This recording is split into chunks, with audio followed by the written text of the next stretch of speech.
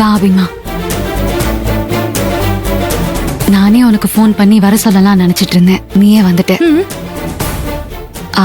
அபிமா, நான் ஒரு முக்கியமான விஷயம் சொல்லுவேன், மனசுக்குள்ளேயே வச்சுக்கோ. அத்தைக்கு உடம்பு சரியில்லை அபி. அத்தைக்கு அடிக்கடி தலைவலி வரும்ல, அதனால அவங்களுக்கு இப்படி ஞாபக சக்தி கொஞ்சம் கொஞ்சமா குறைஞ்சிக்கிட்டே வருது. சின்ன சின்ன விஷயத்தெல்லாம் மறந்துடுறாங்க. சில நேரத்துல ரொம்ப தெரிஞ்சவங்கள கூட அவங்களால ஐடென்டிஃபை பண்ணவே முடியல. இது சரியாகணும்னா, அத்தை குணமாகணும்னா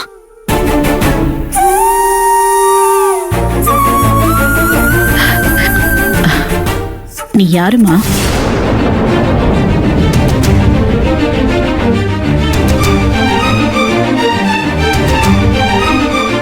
ஈஸ்வரி, யார் இந்த பொண்ணு? அத்தை, இது என் தங்கச்சி. ஓ, சரி சரி. ஆமா, உன் பேர் என்ன? உன்னதான் கேக்குற. பேரு பேர் என்ன? அத்தை, என் தங்கச்சி பேரு அபிராமி. அபின்னு கூப்பிடுவோம். அவளுக்கு பேச்சு வராது. ஓ, அப்படியா? ஷோ, பாவம். சரி, இவ எங்க இருக்கா? இங்கதான் பக்கத்து தெருவுல தான் இருக்கா. ஓ, சரி. அவ புருஷன் எப்படி? உன் புருஷன் மாதிரியே நல்லவனா?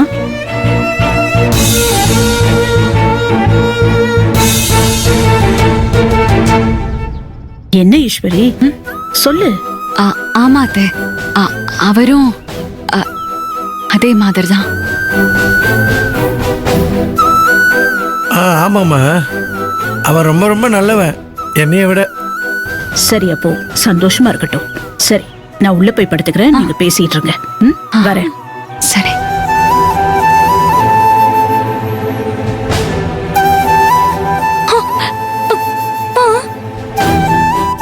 ஆமா அபி, என் அம்மாவுக்கு என்னையே யாருன்னு தெரியலம்மா. உன் அக்காவையும் யாருன்னு தான் கேட்குறாங்க. நாங்கள்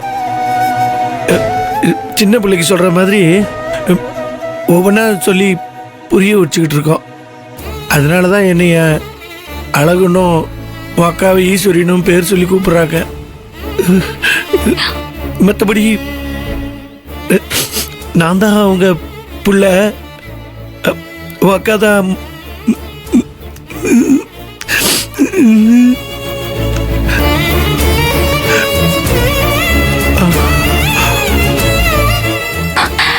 எல்லாம் சரியாயிடும், நீங்க ஒன்னும் கவலைப்படாதீங்க. சின்னையா, நீங்க இப்படி அழறத பார்த்தா அத்தை ரொம்ப மன உளைச்சலுக்கு ஆளாயிடுவாங்க. அதனால அமைதியா இருங்க, தைரியமா இருங்க. எல்லாத்தையும் நாம சரி பண்ணிடலாம்.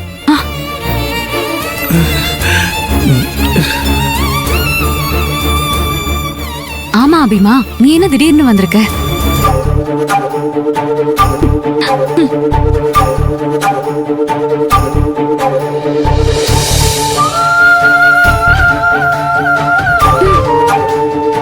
அக்கா, நீ சீக்கிரமா டியூட்டில ஜாயின் பண்ணி பெரிய வீட்ல இருக்கிற அந்த கொலகார கும்பலை விரட்டி அடிச்சு நம்ம அத்தைய அந்த வீட்டுக்கு நல்லபடியா கூட்டிட்டு வந்திருக்கா. நீ லேட் பண்ற ஒவ்வொரு நிமிஷமும் அத்தை வீட்டுக்கு தான் ஆபத்து.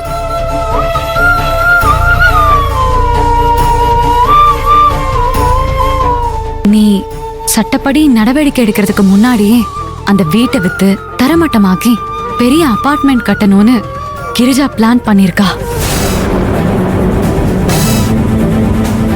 இதுக்கு வீட்ல இருக்கிற எல்லாருமே ஒத்துக்கிட்டாங்க. அவங்க ஏதாவது பண்றதுக்கு முன்னாடி நீ பண்ணிடுக்கா.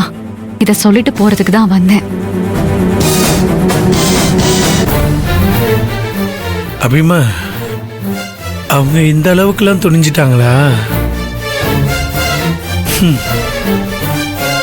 எப்படியாவது என் அம்மாவை அந்த வீட்டுக்குள்ள கூட்டிட்டு போய் உட்கார வச்சிடணும்னு நினைச்சோம்.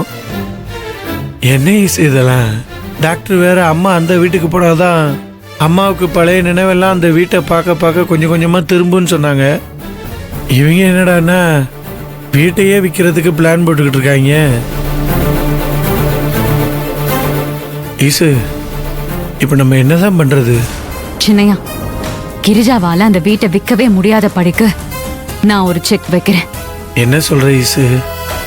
நாளைக்கு நான் முதல்ல டியூட்டில ஜாயின் பண்றேன். அதுக்கப்புறம் நான் மத்ததெல்லாம் டீட்டெயிலா சொல்றேன். மல்லிகையே மல்லிகையே மாலையிடும் மன்னவன் யார் சொல்லு சொல்லு. தாமரையே தாமரையே காதலிக்கும் காதலன் யார் சொல்லு சொல்லு.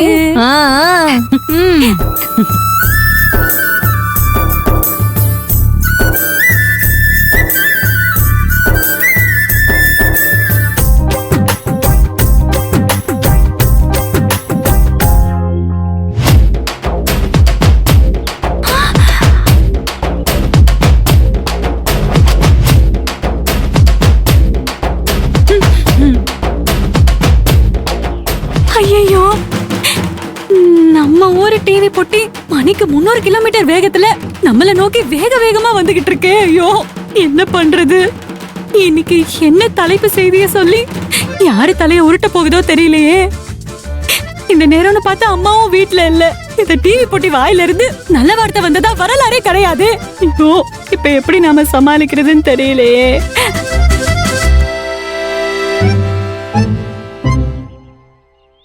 சாவித்ரி அக்கா, ஐயோ கடவுளே, சாவித்ரி அக்கா, நீதான் என்னை சாவித்ரி அக்கா. காப்பாத்தணும். இவங்க வந்து என்ன பண்ண போறாங்கன்னு தெரியலையே. கடவுளே, கடவுளே. துளசி, உங்க அம்மா எங்கடி? அம்மா அம்மா வயக்காட்டுக்கு போயிருக்காங்கக்கா. ஏன்க்கா, என்ன விஷயம்? ஏய் துளசி, உனக்கு சங்கதியே தெரியாதா? சரியா போச்சு. என்ன சங்கதி?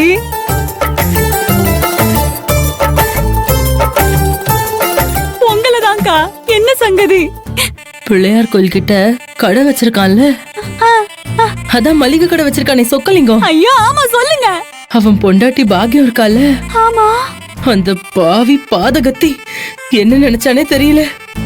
நம்ம ஊரு பஞ்சாயத்துக்கு சொந்தமான புளியமர தோப்பு இருக்குல்ல, அங்க தூக்கு மாட்டிக்கிட்டு செத்து போயிட்டா.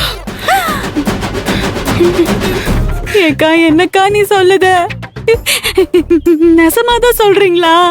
உன் மேல சத்தியமா சொல்றேன்.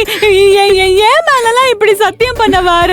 ஐயோ, சத்தியம்லாம் ஒண்ணும் வேண்டாம்க்கா. எனக்கு ரொம்ப பயமா இருக்குக்கா. எனக்கு ஏன்க்கா அந்த பாக்கியம் போயும் இப்படி எல்லாம் பண்றா? சாவடிக்கிறாளே.